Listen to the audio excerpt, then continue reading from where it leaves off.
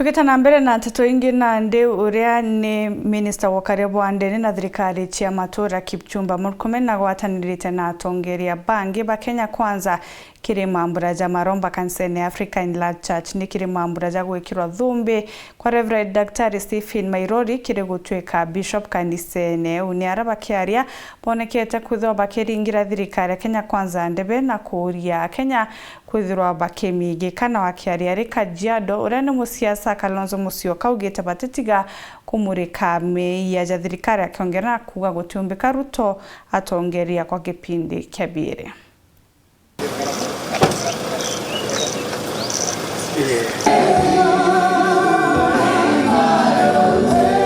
I'm so impressed with what the AIC Church is doing in Kerio Valley region. When we did the security operation, which lasted less than 2 months, Bishop Kipchumba, who is my bishop, is here, and the team from Kerio Valley, thank you, and the bishops from from West Pokot, and our bishop from also Baringo, all of them have worked closely together to reach out to those whom are living banditry are getting reformed. The 3 dangerous bandits in Kerio Valley, the first place they went before handing in their guns was AIC Chesongoch. You know, they went to the church, prayed for, got their courage, took their guns.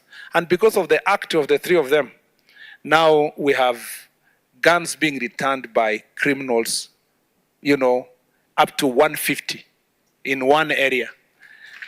And this is unprecedented. I tell you, I am from that county. I was a senator.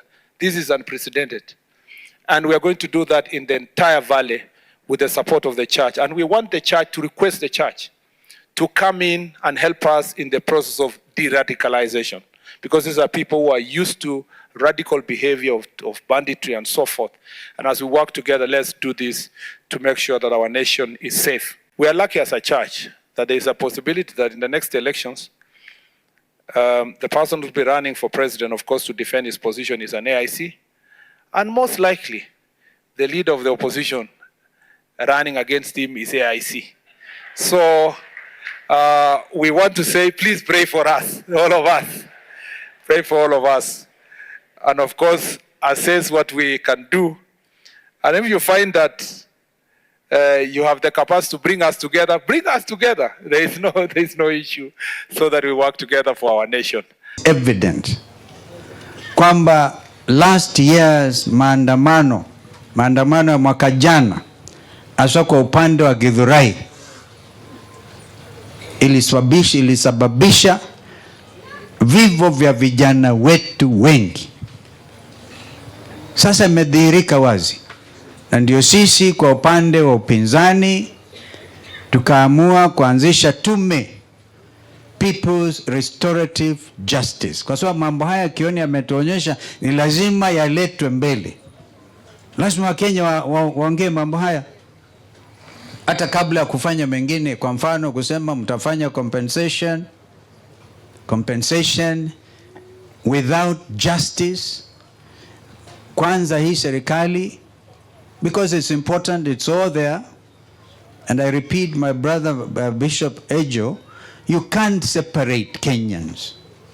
If I'm a believer, I'm a believer, and that I'm not ashamed of the gospel of Jesus Christ. Kusema nitakuua kisha baadaye nikulipe 200,000, hiyo ni upuzi na kuharibu nia za wazalendo, haki ambazo zimekabiliwa katiba aliyotupatia Mheshimiwa Kibaki, ambayo mimi